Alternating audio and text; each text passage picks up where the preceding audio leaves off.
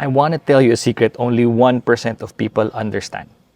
And that is when an emotion lingers in our hearts, in our minds, it actually doesn't just stay in our heads. It physically affects particular organ systems throughout our bodies. That's true.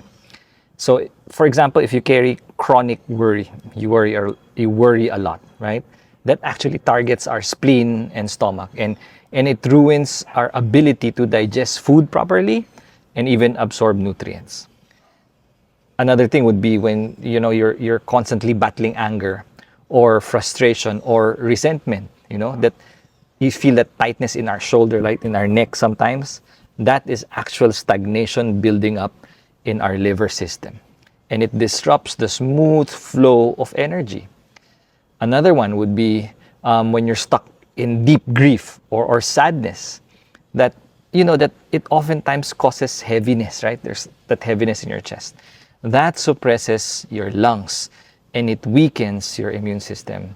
That's why sometimes you're prone to sickness.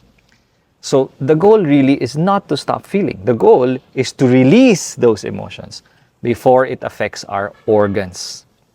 So let go. Forgive, right? And then also what I found most helpful for some people was journaling. People would journal their feelings, right? They would write it down. It's a form of release. Some would practice deep breathing, right? Which is actually a way of sending oxygen to those tight spaces, those muscle knots. And finally, spend time outdoors in open spaces. It actually, helps lift us up. It changes our perspective. And the truth is, I think you guys already know what I'm talking about.